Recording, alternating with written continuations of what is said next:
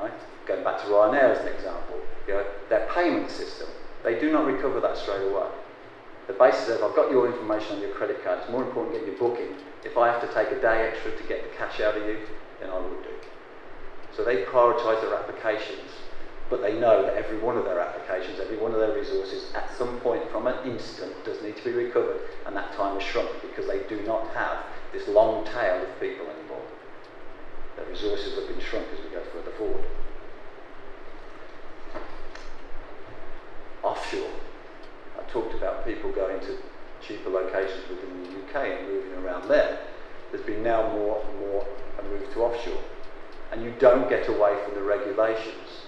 Right? You still are responsible. If you are doing some work for your customers based out of here, particularly if you're regulated, then simply offshoring your call centre out to India or some part of that work does not negate your requirement to make sure you have a business continuity plan there. We've opened up our first centres in India this year, in Mumbai, in Delhi, and also we're just about to do in Chennai as well. And I can tell you, business continuity in India is completely different to business continuity over in this country. The time it takes to set it up, the time to get it work, and some of the risks there, their transportation, you know, it's just that to get from one side of a fairly small city to another, it takes ages. Right, so it's a completely different kettle of fish, but as I say, we have to be aware of that. And if I do have a piece of advice if you visit India, it's not to have seafood. Right? Cholera is not very pleasant, I can tell you. Right, moving on. So what we've seen is a growth in the number of people who are taking dedicated workplace positions. And as I've mentioned before, they're using these for a number of reasons. Primarily it's to have that dedication, right? All customers have a choice, they can do this themselves, right? But by using third parties, they can do a mixture of dedicated and shared and still be within that same environment. We expect to see this continue. In fact, this week alone, we signed another customer for more dedicated seats. And all those seats I talked about in India, they're all dedicated because that client needs to recover that facility. This will probably extend into virtual positions, and I'll touch on that in a minute.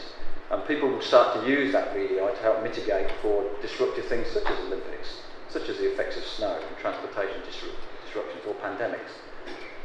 And I think that's something we're going to see a lot more of going further forward. Working from home, we'll touch on again in a minute as well. I'll keep pressing. So, we as suppliers and our competitors have had to look at the way that we provide services to you. And we've gone back from this simple rollback to another site, to this flexible recovery that you can choose near or far, depending on what kind of results indication you've had. Obviously dealing, which is at the high end for some customers, that needs to be recovered very, very quickly. You do need to be able to close positions and continue trading, particularly in today's volatile marketplace. Recover to any or multiple sites. That's becoming something that we've seen particularly rapidly over the past probably 18 months as a result of things such as flooding has helped out that. Now that means to us that we have to, as a supplier, understand what it is you're looking for. So our centres are designed in such a way that everything inside is the same. The only difference is the view from the window. It's exactly the same PC model on every desk, one image, so you can recover quickly. The same telephony, so that we can store all your telephone requirements as well, so you can be up and running in any of the centres. Recover anywhere. The capability to be able to say, hey, you don't even need to come to our centres. If you can't get to our centres, if you want to work from home, if you want to work from a hotel, if you want to work from anywhere, we can provide a solution for you that all you need is your staff to have access to is a telephone of any description, whether it's a mobile or whether it's a landline, and an internet connection. And we can create a secure environment for both data and voice back to the systems those customers need to work from. Offshore, we've had to provide service out there. TBA, what will come next, don't know. Virtualisation, I definitely think, is part of the way that we're heading. But our experience is that what's driving this is that we've all become more familiar with new ways of working. Colin put up some stuff there from the government about flexible working, even if they are not making it that easy for us. Right? That's caused us to reduce home working. I went into a financial institute recently, one of the major banks, right? New CEO in charge, his decision is for all back office, for every 100 back office workers, we're only going to have 60 desks implemented now. That's part of their solution to reduce costs down, but also to allow flexible working as well. So that mobile and home working is becoming more useful. I think the risks, my personal risk of working at home is having 4-year-old twins. I never get anything done, right? But I think there is things that you need to do in order to be able to look at what you can do to be able to enable a secure environment back to your information for your people that you want to push out to work. And we trust people to work at home now. And this idea that at a time of disaster, 1 hour of work is better than none, if you can create a proper environment, you actually can make that to be a full, normal working day very easily. Hot desking, going back to that idea of 40, 60 desks for 100 people. So the connectivity back to this information flow. Having the information is one thing. Having the ability to connect it is what's increasingly important. So as a result of that, then, you know, as with a lot of things, there's nothing that is a silver bullet here. Right? Not one thing fits all requirements. A workplace recovery centre can be ideal for those fixed location staff. I don't believe we'll ever see the complete death of offices. The way that they're still building offices in London, there must be plenty of people who don't think that as well. So there still will be that need for fixed office where people come together. And sometimes what you see in a disaster is, and I can use Buncefield as an example here, it actually worked better because people worked together. Because so much was happening then. If they'd been dispersed around various locations, they would have found it very hard to manage that crisis. That was a fairly unique crisis. You know, our main customer there, Northgate, who many of you may know, who run payroll systems for the local authorities, who run benefits payments as well. You know, this was December the 15th. This was 2 days before the Christmas run for all the benefits and all the staff that they had for the local authority.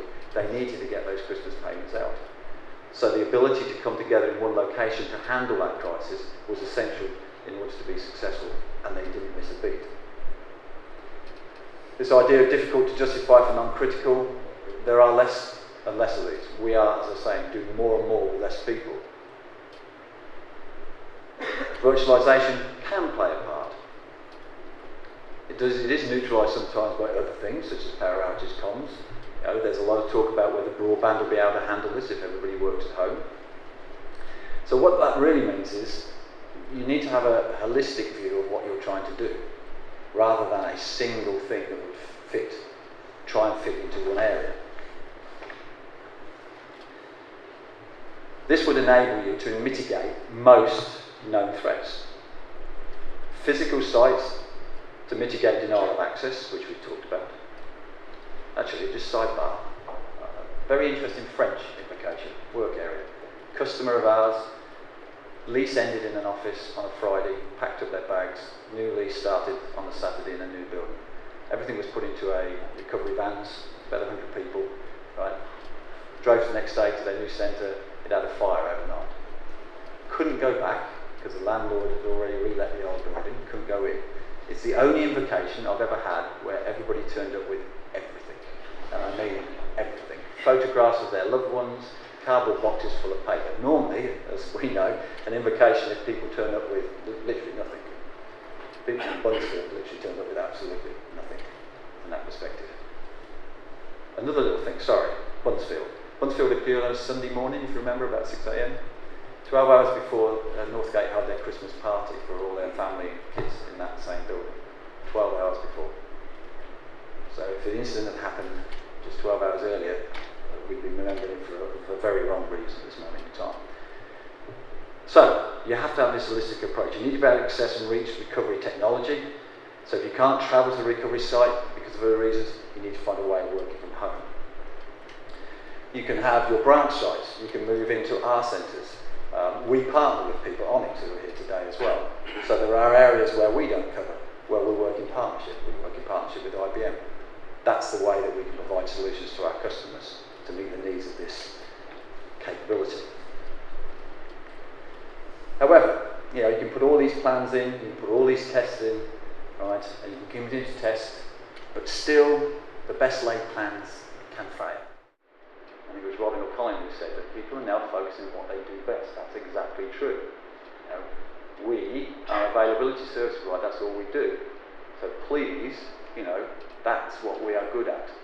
Ryanair do not want to own data centres. They do not want to spend money on data centres. They want to spend money on planes. They don't want to spend money on servers. They want somebody else to do that. They want somebody to provide that service. Leave them to do what they do best. Great Ormond Street do not want to spend money on lots of data that is stored in information where they could spend that on infrastructure they need for their hospitals. But then you're looking for suppliers who are there when you need them. Because if we fail Great Ormond Street, when they need us for the recovery, then it's not a case of not delivering something or not booking that airline ticket.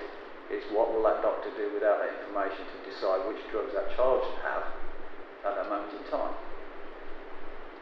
So the power of supply chain is enhanced if you all work together and you make the handoffs correct. So one of the things we did this year, which we did a survey, which is outside and also online, Leaders in Business Continuity Resilience. So for the rest of this short presentation, I'm going to take you through a few bits of there and just pick out a couple of things. Here's the first one. Is there room for improvement in business continuity? Yes. There's a surprise, right?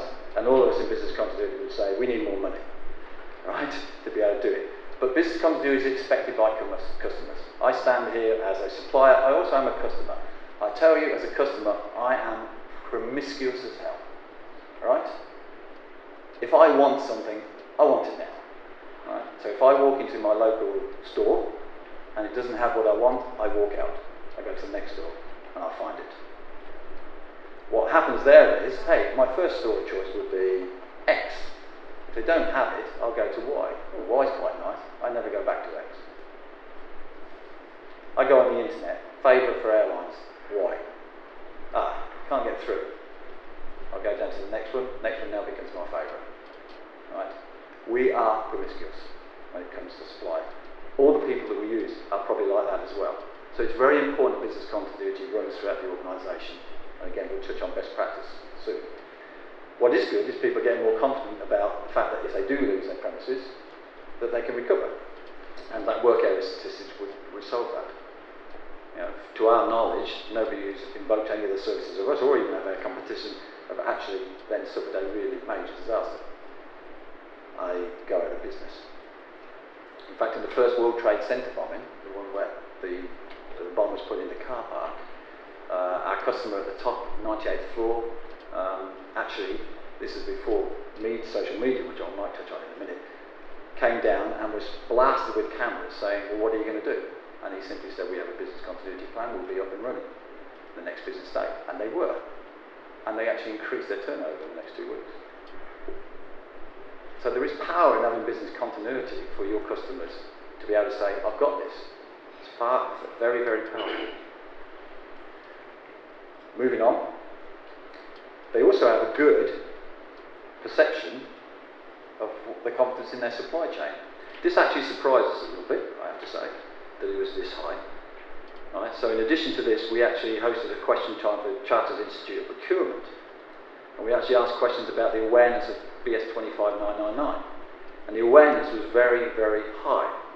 But then when we asked about it, whether it was cascaded down in any tender process, and I was talking outside to somebody about this as well, it was virtually non-evident. So we're very aware of it, but we don't use it. And I find that surprising about in supply management that you wouldn't ask those questions. And with a standard there, that is a way of making sure that it's not a tick in the box. It means that that company's gone through that. It saves you the problem of having to go through that supplier and check that what they're saying on their continuity plan really exists. So therefore, it's a very powerful thing to be able to have. It's an easy tool for you to use as well, from that perspective.